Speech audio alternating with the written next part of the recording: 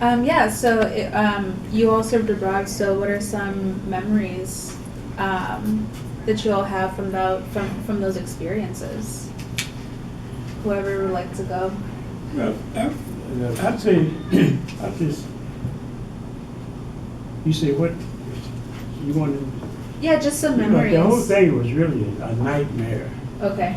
You know, it was like something, like when I first, see, I don't want to take up too much time on this. No, that's When fine. I landed in Incheon in December the 4th of 1950, Mhm. that was shortly after the Marines had went through, you know, and were pushing back north. Mhm. And the Chinese had just entered the war, so they was kicking asses. Yeah. They did a number on us. Yeah. Yeah. So we landed as replacements, the group that I had landed with. And at that time, the largest city in Korea, which is Incheon, Mhm. was Seoul, and Incheon was nothing but ruins. Mm. You know, just about completely wrapped up. Well, that's the conditions that I landed. The most memorable part about that for me was seeing those truckloads of dead bodies, Wow. our people. Yeah. That was, I thought they were duffel bags, Yeah. but they wasn't. You know, when they got closer, you could see. The temperature was like about 15 to 30 degrees below zero. Below zero. That was before we got into the wind chill thing. You know, Korea is just about as cold as it is here. Yeah. Because we're in the same parallel, more Mhm. or less, you know. And so that was one of the most memorable. That was many, many more. The sufferings of the people, you know, more Mhm. civilians died Mhm. than soldiers, soldiers. you know. And that was something. When you see little babies crawling around, Yeah. burned out villages, Mhm. looking for their parents. And, you have to, it was a horrible scene, something like you never would witness in a movie. Yeah. It would be too graphic, like, Right. and something that you don't talk about when you return. Mhm. How can you tell your babies, your children, that you was in a shooting physical war? It wasn't punching buttons. Mhm. You know, you're right there. You Mhm. smelled each other's Mhm. body odor. Mhm. I know how they smell. They Mhm. smell like garlic and gunpowder. I guess we all smell like, petrol. That's what we call it. And that was it when and the 24th Infantry Regiment lost a third of their men killed in action. That was, a regiment is like 3,000 men. Mhm. We had 900 plus men that was actually killed in action. That's not counting the wounded. Mhm. The wounded would probably take another third. There was very few that got out of there without a scratch physically. Mentally, most of everybody, any soldier that go into combat. That was a conventional war too. Mhm. It wasn't a guerrilla like. And they outnumbered us. So, all those things, that you deal with Yeah. when you return, So that's just some of my experience that I would go Of into course. at this point. Now, Of course. I was 17. On my 18th birthday, I had been on the front line 4 months Wow. and had 5 more to go before. Out of the 9 months that I was on, this just not my story, it's most of them. Some guys was there before I got there, so there was guys there. So out of that 9 months, I recall I had a chance to take 7 baths, well not baths, shower, and be deloused. Mhm. Everybody's body is covered with lice. Nice. That's in the summertime and the wintertime. Probably worse than the winter. In the summer, because you can, they seem like they multiply. Right. The heat, they Right. like to get in hairy areas, Mhm. like your arm, your crouch, and Right. your hair. Mhm. And that's when they stay there. Yeah. You just can't get rid of them. And, you know, those are some of the hardest things. So when I see people, well, anyway, that's just some of the People's war- reactions. Yeah, me here now, Yeah. you know, like I didn't know Yeah. when I went there. Yeah. I had no idea. I thought wars was like John Wayne. Yeah. You know, like he never incidentally never been in anybody's army. Right. You know, so that's the impression that the average average kid gets. You know, they don't know. Right. I don't say I'm not a pacifist, but I feel now, this is just an afterthought, that war should be the last thing. After everything else fell, it's the war. We never get the true number of how many people were killed. Mm-hmm. Because like when we go out on a patrol and we kill 2 people, you know, run into them, usually they're gonna see you coming first, right? Mm-hmm. And we report the 2. By the time we get to division headquarters, it's 12. Yeah. You know, because the more body count, Right. then, you know, the more supplies, you know, so Right. forth. So, that's just a brief, I just pass it on. Yeah, please. What are some of your memories? Well, you see, I wasn't actually in the combat zone. Yeah. I was in the Well, that's zone, fine. but I was Yeah. not in the actual combat. Right. Uh, So then what are some of your personal well, mine experiences? was more dealing with people, Yeah. and of course that's exciting too. I was helping the guys get back home, Mm-hmm. those that were ill, sick, had problems at home, paid, those had to go to the stockade, that's like the jail, and those kinds of things was my problem. And had to deal with supplying the companies with their needs, the captain, commander, with special, specific people, Mm-hmm. and so forth. And there's some people that I met. One that stands out is the family that was in Tojo's family, one of the warlords who helped wage the war against the country. But one of his family members worked on my team, worked on my staff.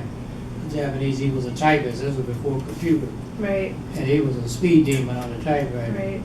And our country hired Japanese people to work for us, so he was hired to work in my office. Mm-hmm. And he was also a professor at one of the colleges there. And he wanted me to meet his parents. And his father was in Tojo's War Council. And Wow. of course I was very much afraid to go to Yeah. meet him. But he was such a fine fellow, and he begged me, and he wanted me to meet his sister. Wow. But I had to go at night, and because they didn't want the neighbors. They lived in a high-class area Mm. of outside of Gifu, and I had to go at night. And he didn't want me to take a car, a jeep. He wanted me to walk, so I would make no noise. And when I got off the train, I could walk. He didn't live too far from the train How station. far? And about a block or so. Oh, okay. But it was dark. They didn't Yeah. have no street lights or nothing. Yeah. And so I decided to take advantage of that. And I alerted the MPs at the gate and so forth that what I was doing. And I didn't come back. You know, better come get me dead or whatever. Right. But anyway, and he had the whole family there, the brother, the mama-san, the papa-san, and this warlord, and they were all there to meet me. He talked about me so much. Wow. And what was impressive is how they greet you. Everybody sat around on the floor, big circle, like in this room, Mm-hmm. big comfort quilt on the floor, Mhm. big pot of tea in the middle. Mm-hmm. And one at a time would come out to greet me. He would introduce me. I'd go through the formal ceremony. Yeah. Konnichiwa, konnichiwa. They're like, how are you? Right. And he would introduce me one at a time. And we'd get up under this quilt. And they would ask me a few questions. Then he would call for the brother. And he called for his sister. And they all would sit around. And the Wow. key man was Papa San. Yeah. This is the man with the warlord. And he had a beard. I was really scared. And I'm only gonna call the enemy on me. Yeah. And he came out, and he could speak very good English. Mm. And he came out and he said, "Oh, Chicago, oh, the hog market, oh, the University of Chicago." Wow. Oh, now you know when he hit the University of Chicago, you know what I was thinking about? That bomb. Yeah. I knew that was Right, it. He knew right. too much. You know? Right. And he sat down and he just asked me all about Chicago, Al Capone, the Yes. whole work. And that was very impressive. Wow. And then it got around 10 o'clock, we had a curfew, I think it was on 11. And I said, well, I better go back. And so that's how I got out of there. And he told me, they watched me out the door. They said, now be careful. And I rushed on back and ran. It was 11 o'clock train Yeah. going back to camp. Yeah. And I rushed back to train and went back to camp. That was very impressive. Wow. How they greeted me. Yeah. And of course, And their hospitality. and the hospitality. Yeah, towards you. And how you sit around on the floor Mhm. and how you drink tea Mhm. at that place. So that stand out very strong with me. But I met some very likable people, Mhm. and just because I had something to do with personnel and people getting out, Mhm. going home, payroll and so forth, I was known all over the camp. Okay. And so I had no trouble with the MPs and things like that. So I could stay out a little longer. Right. Past, Past curfew. yeah, past. And you know who I thought was on the gate is the guy that lived in the suburb. His wife thumbed out Memorial. Morris Green. Yeah, I'm almost sure he was on that gate at the AMP. And I really recognized when we had his funeral. I said, that's the guy, he was on that gate. And you know what we used to have to do when we go to the gate? And you always say, Sergeant Duncan, did you take care of your duty? So, and what I did there, when I got back to civilian life, Mhm. my job, you guys know what, I worked in the employment service, Okay. putting people to work, Mhm. making selections. And I did that in the Army Right. before I even knew that anything like that existed. Right. Except that I was doing it in the Army. If you needed a cook, my people would find you a cook. We go through the records. Mm. If you ever cooked anywhere, or needed somebody, we needed somebody to go to school to cook, that's what we did. Wow. If you were a mechanic and worked on cars, that's what we put Yeah, out for the that's where we commander, found you, for the yeah. company commander. Right. That's the kind of stuff we do. And I come back out here in the civilian world, I said, look at here, I'm doing the same thing. Same thing. I'm doing the same thing. Isn't that amazing? That is amazing. If Sergeant William say, look, he need somebody who could handle mechanic work, and he told his company commander to call my office to get him Right. somebody can work on the wheel of a Jeep. That's what they did. You know? Right. Except that I was gone when they got there. Okay. And but when they got there, I had been gone several months. I said, I can't believe they were going to war. I started thinking about all my friends in there. We weren't thinking about no war. I said, how they go to war? Mhm. You know, I couldn't believe, I'm reading the headline. Mhm. I said, I couldn't believe it. Yeah. So that always stuck with me. Then I started learning how many of them were killed. I used to go up to Great Lakes up here. I had a brother live up here in Waukegan. Okay. And I would go over there and I'd try to go down one of the hangouts when the guys would come in and ask about the 24. Oh, one so-and-so wiped out on hill so-and-so. They would know the guys in the 24. And I gave up. And I just was in sorrow. And I went for years Mhm. thinking I would never see nobody from the Deuce 4 again. And it happened to be reading one of my VFW magazines. That's one thing I did join, Veterans of Foreign War. I did that because my dad was in World War I and Veterans of Foreign War. Wow. And it was having a reunion. And the reunion said the 24th Infantry Regiment. Wow. I said, what? Am I reading this right? Right. 24th Infantry Regiment Union? I said, that's my outfit. 24th Infantry Regiment. And it had a phone number on there. And it was a national president. I can't think who it was. I called that number. They said, you got one there in Chicago. I said, what about? And they gave me the guy's name, Smitty. What's Smitty's first name? You mean Earl? Who? Earl Smith? No, Smitty. Oh, Lonnie. Lonnie. Gave me Lonnie's home number. That's how I found you. Yeah. But I done been out of the service all these years. Didn't even know it. Lonnie said, yeah, we got one. I said, where you meet? Yeah, we have a 24th. And that's how I found you. Wow. Yeah. So, and so I sort of been hanging around with him ever since. That's And that's been amazing. about, when did Lonnie die? About 6 years ago? Or 8 years? When you, about 8 About 8 years. years ago, yeah. So I went all the way from 19, from, that was about 20 years. Or more before I even found anybody. Wow. And I know that was with the 24. Wow. And they all through that magazine. And I didn't even know they had an organization here. That's amazing. And, but they followed after, they were after me. Mm-hmm. So I knew, but the mere fact that it was a 24 was always something for me to remember. Wow. Okay, so those they're very close to me. He's one of the founding members of the team. Yeah. Well, when I hit Korea, March 1951, Mm-hmm. shot straight to the front line, Wow. machine gunner. I wasn't a machine gunner at first. First, I was a rifleman. And then one of the ammo barrels got hit.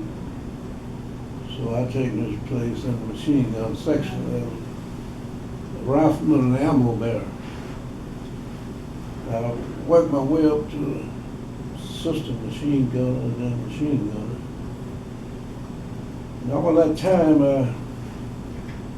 those were the early days of the war. A lot of hard fighting, Mm-hmm. a lot of movement, Mm-hmm. and a lot of killing, Mm-hmm. a lot of slaughter. Especially the civilians, you see little kids. Things. It was really heartbreaking. You didn't have time to sit down and wonder about it because you had to keep on the move all the time. But I saw so much stuff that it lasted me for a lifetime. It's kind of hard to explain to some people about it. About the fact, if you wasn't there, you tell people things they would never believe that it really happened. That the action you was in.